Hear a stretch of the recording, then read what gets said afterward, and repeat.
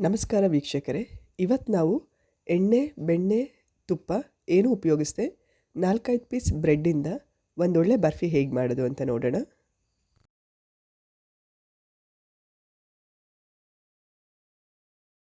Bread barfi ಮಾಡೋಕ್ಕೆ ಇಲ್ಲಿ ನಾನು 5 ಪೀಸ್ ಬ್ರೆಡ್ ತೊಗೊಂಡಿದ್ದೀನಿ. ಈ ಬ್ರೆಡ್ಗಳನ್ನೆಲ್ಲ ಸಣ್ಣ ಸಣ್ಣದಾಗಿ ಚೂರು ಮಾಡಿ ಮಿಕ್ಸಿಗೆ ಹಾಕೊಳ್ಳೋಣ.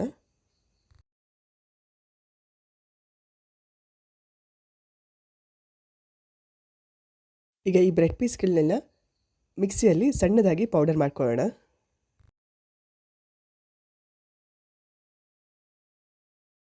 ಒಂದು ಟ್ರೇ ಅಥವಾ ತಟ್ಟೆಗೆ ಸ್ವಲ್ಪ ಎಣ್ಣೆ ಹಾಕಿ ಎಲ್ಲ ಕಡೆ ಸ್ಪ್ರೆಡ್ ಮಾಡ್ಕೊಳ್ಳೋಣ. ಒಂದು ಬಟರ್ ಪೇಪರ್ ಇಲ್ಲಾಂದರೆ A4 ಸೈಜ್ ಶೀಟ್ ಯಾವುದಾದ್ರೂ ಇದ್ರೆ ಆಯಿತು. ಅದನ್ನು ತಟ್ಟೆ ಅಥವಾ ಟ್ರೇ ಶೇಪಿಗೆ ಕಟ್ ಮಾಡಿಕೊಂಡು ಅದ್ರ ಮೇಲೆ ಸ್ವಲ್ಪ ಎಣ್ಣೆ ಹಾಕಿ ಎಲ್ಲ ಕಡೆ ಸ್ಪ್ರೆಡ್ ಮಾಡಿಕೊಂಡು ಟ್ರೇ ರೆಡಿ ಮಾಡ್ಕೊಳ್ಳೋಣ. ಈಗ ನಾವು ಪುಡಿ ಮಾಡ್ಕೊಂಡಿರೋ ಬ್ರೆಡ್ ಪೀಸ್ಗಳನ್ನೆಲ್ಲ ಒಂದು ಬಾಣಲೆಗೆ ಹಾಕಿ ಮೀಡಿಯಮ್ ಫ್ಲೇಮಲ್ಲಿ 5 ನಿಮಿಷ ಚೆನ್ನಾಗಿ ಬ್ರೆಡ್ ಕ್ರಮ್ಸ್ನ ರೋಸ್ಟ್ ಮಾಡ್ಕೊಳ್ಳೋಣ. 4-5 ನಿಮಿಷ ಆಗಿದೆ. ಬ್ರೆಡ್ ಕ್ರಮ್ಸ್ನ ಮೀಡಿಯಮ್ ಫ್ಲೇಮಲ್ಲಿ ರೋಸ್ಟ್ ಮಾಡೋಕ್ಕೆ ಶುರು ಮಾಡಿ. ನೋಡಬಹುದು ಸ್ವಲ್ಪ ಕಲರು ಚೇಂಜ್ ಆಗಿದೆ, ಹಾಗೆ ಗರಿ ಕೂಡ ಆಗಿದೆ ಈ ಬ್ರೆಡ್ ಕ್ರಮ್ಸು. ಈಗ ಇದನ್ನು ಒಂದು ಪ್ಲೇಟಿಗೆ ತೆಗೆದಿಟ್ಕೊಳ್ಳೋಣ. ಈಗ ಫ್ಲೇಮ್ನ ಮೀಡಿಯಮಲ್ಲಿ ಇಟ್ಕೊಂಡು ಪ್ಯಾನ್ಗೆ 1/4 ಕಪ್ ಸಕ್ಕರೆ, 1 ಚಮಚ ನೀರು ಹಾಕಿ ಸಕ್ಕರೆ ಎಲ್ಲ ಕರಗಿ ಸಕ್ಕರೆ ಕ್ಯಾರಮಲ್ ಆಗೋ ತನಕನೂ ಸಕ್ಕರೆನ ಕರಗಿಸ್ಕೊಳ್ಳೋಣ.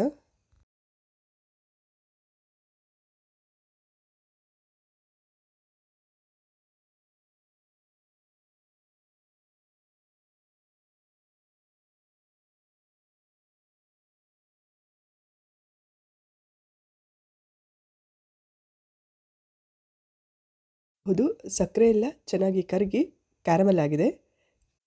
ಈಗ ಫ್ಲೇಮ್ನ ಲೋವಲ್ಲಿ ಇಟ್ಕೊಂಡು 1 ಕಪ್ ಹಾಲು ಹಾಕಿ ಕ್ಯಾರಮಲ್ ಆಗಿರೋ ಸಕ್ಕರೆ ಎಲ್ಲ ಹಾಲು ಜೊತೆ ಚೆನ್ನಾಗಿ ಮಿಕ್ಸ್ ಆಗೋ ತನಕ ಮಿಕ್ಸ್ ಮಾಡ್ಕೊಳ್ಳೋಣ.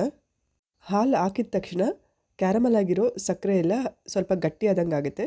1-2 ನಿಮಿಷ ಬಿಸಿ ಮಾಡಿದ ತಕ್ಷಣ ಅದು ನಾರ್ಮಲಾಗಿ ಹಾಲು ಜೊತೆ ಮಿಕ್ಸ್ ಆಗಿ ಫುಲ್ ಮೆಲ್ಟ್ ಆಗುತ್ತೆ.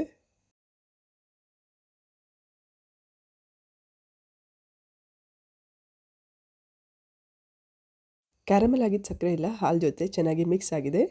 ಈಗ ನಾವು ಹುರಿದಿಟ್ಕೊಂಡಿರೋ ಬ್ರೆಡ್ ಕ್ರಮ್ಸ್ನ ಹಾಲಿಗೆ ಹಾಕಿ ಚೆನ್ನಾಗಿ ಮಿಕ್ಸ್ ಮಾಡ್ಕೊಳ್ಳೋಣ.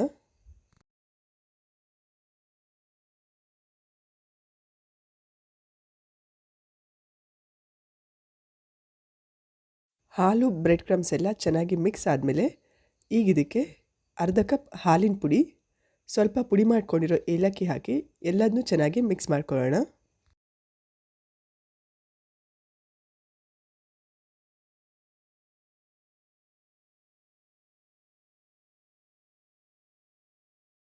ಮಿಕ್ಸ್ ಮಾಡುವಾಗ ಬರ್ಫಿ ಸ್ವಲ್ಪ ಗಟ್ಟಿ ಆಯಿತು ಅಂತ ಅನಿಸಿದರೆ 1/4 ಕಪ್ಪಲ್ಲಿ 1/4 ಭಾಗದಷ್ಟು ಅಥವಾ ಸ್ವಲ್ಪ ಹಾಲು ಹಾಕಿ ಅದ್ರ ಕನ್ಸಿಸ್ಟೆನ್ಸಿನ ಅಡ್ಜಸ್ಟ್ ಮಾಡ್ಕೊಳ್ಳೋಣ.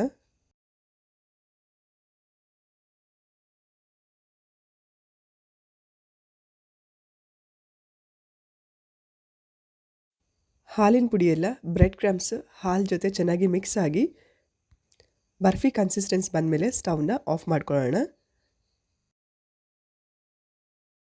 ರೆಡಿಯಾಗಿರೋ ಬರ್ಫಿ ಮಿಕ್ಸ್ಚರ್ನ ನಾವು ಮುಂಚೆನೇ ರೆಡಿ ಮಾಡ್ಕೊಂಡಿರೋ ಟ್ರೇಗೆ ಹಾಕಿ ಎಲ್ಲ ಕಡೆ ಚೆನ್ನಾಗಿ ಸ್ಪ್ರೆಡ್ ಮಾಡ್ಕೊಳ್ಳೋಣ.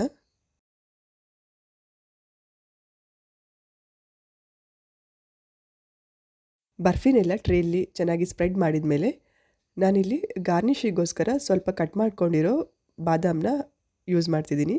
ನೀವು ಯಾವುದೇ ಡ್ರೈ ಫ್ರೂಟ್ಸ್ ಬೇಕಾದರೂ ಯೂಸ್ ಮಾಡಬಹುದು. ಗೋಡಂಬಿ, ಪಿಸ್ತಾ ಯಾವುದಾದ್ರೂ ಸಣ್ಣ ಸಣ್ಣದಾಗಿ ಕಟ್ ಮಾಡಿ ಡೆಕೋರೇಷನ್ಗೆ ಯೂಸ್ ಮಾಡಬಹುದು.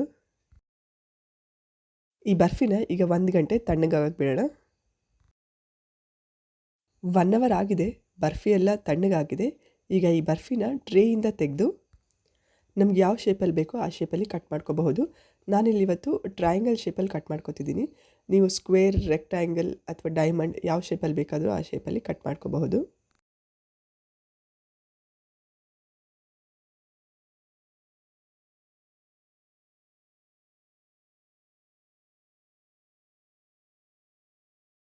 ಎಣ್ಣೆ, ಬೆಣ್ಣೆ, ತುಪ್ಪ ಏನೂ ಉಪಯೋಗಿಸದೆ ಬ್ರೆಡ್ಡಿಂದ ಒಂದೊಳ್ಳೆ ಬರ್ಫಿ ರೆಡಿಯಾಗಿದೆ. ನೀವು ಟ್ರೈ ಮಾಡಿ, ಹೇಗಾಗಿದೆ ಅಂತೇಳಿ ಕಮೆಂಟ್ ಮಾಡಿ ತಿಳಿಸಿ. Thanks for watching the video.